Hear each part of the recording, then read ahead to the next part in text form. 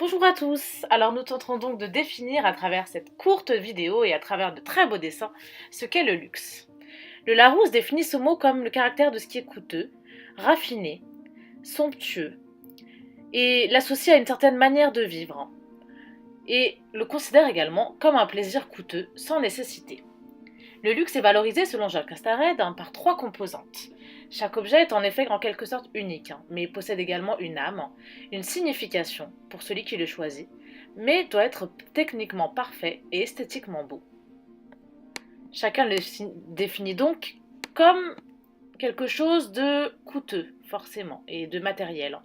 Lipovski, et si je l'ai bien dit, et Liétroux donnent une définition plus récente du luxe dans le luxe éternel.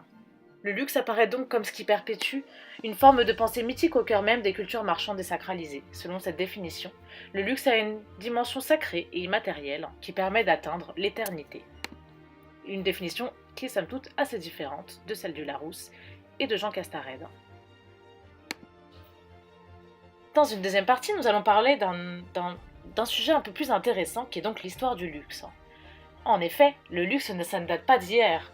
Jean Castared, historien du luxe et auteur du grand livre du luxe, assure qu'au début de notre ère, c'est-à-dire il y a 2000 ans, tous les produits luxueux étaient déjà inventés. Le luxe remonte donc à plus de 3000 ans avant notre ère, lorsque les Égyptiens avaient des bijoux et des parfums précieux. Certes, une sorte de luxe un peu différent, mais Castared, qui en a fait une analyse approfondie, assure que le raffinement des Égyptiens aisés transparaissait dans leur mobilier, leurs bijoux et leurs demeures. En effet, ceci est un Égyptien. Au XVIe siècle commence une démarche effrénée de découverte technique et artistique réalisée par les professionnels du luxe.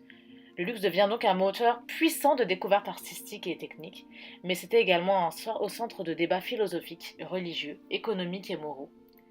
Les clients du luxe étaient essentiellement les familles royales et la noblesse. Comme vous voyez dans mon très joli dessin que je dessine à merveille. Au XIXe siècle, une nouvelle élite apparaît avec une fortune considérable qui s'est construite grâce au développement industriel et culturel de l'époque. Cette nouvelle aristocratie rêve d'ambition et de voyage. Entre 1939 et 1945 apparut une frénésie du luxe avec des maisons labellisées haute couture et un secteur de la parfumerie qui explose. En 1954, le comité Colbert est fondé. Il se consacre principalement à la promotion de l'industrie française du luxe en France et à l'étranger.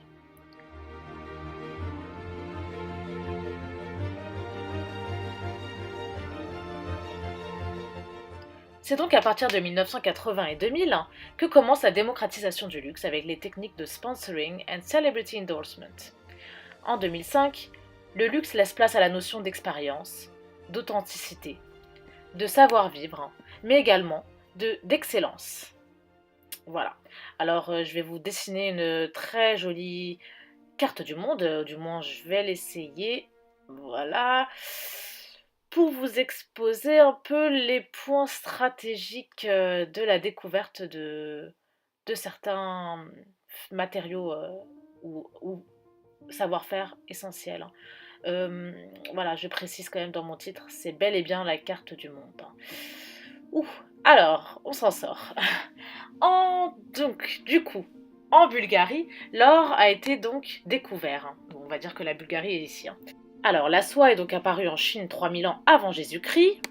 Et enfin, les premiers palais les plus luxueux apparurent à Babylone en 2000 ans avant Jésus-Christ. Enfin, la France excelle dans tout ce qui est art de la table, gastronomie et horlogerie. Tandis que l'Angleterre est connue pour la création de la haute couture, notamment avec Charles Frederick Worth, qui fut le premier à poser les bases de la haute couture. Et une question somme toute complexe. Alors, que deviendra le luxe dans 20 ans? Alors, il y aura toujours ce service humain. Voilà, il faudra toujours garder ce service qui dépassera les attentes du client à tout moment. Alors il y aura également l'écologie qui commence déjà à se développer d'ores et déjà et qui jouera un rôle de plus en plus important au fil des années. Et enfin, tout ce qui est digital, peut-être au niveau de l'accueil, un accueil un peu digitalisé avec une hôtesse robot, comme il existe déjà actuellement à Tokyo, ou peut-être éventuellement, sait-on jamais, des voitures qui volent, un peu comme dans Retour vers le futur, on verra bien. Et enfin la question, le luxe n'est-il que matériel et ostentatoire? N'aurions-nous pas au final une vision ou une définition assez erronée du luxe?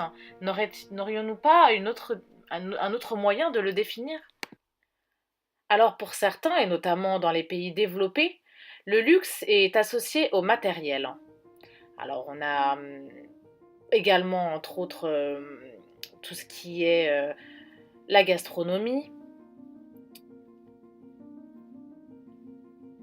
Quel joli dessin. La haute couture, qui fait rêver de très nombreuses femmes.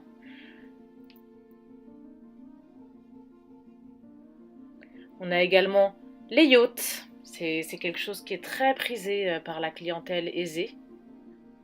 Alors je ne l'ai pas dessiné, mais on a également tout ce qui est l'aviation privée et donc également l'automobile et l'horlogerie, qui sera donc somme toute tout ce qui est dans le domaine de la cherté, la rareté, l'imaginaire et l'expérience. Mais alors que certains s'imaginent dans le jet privé de Four Seasons à faire le tour du monde, ou dans la suite penthouse du Martinez, d'autres associeront le luxe à quelque chose d'un peu moins immatériel. Et oui, en effet, le simple fait de se retrouver avec des amis, à leur faire un beau câlin, et se retrouver dans un très beau lieu qui est notamment la plage, à observer un très beau coucher de soleil. Et oui, c'est ça aussi le luxe.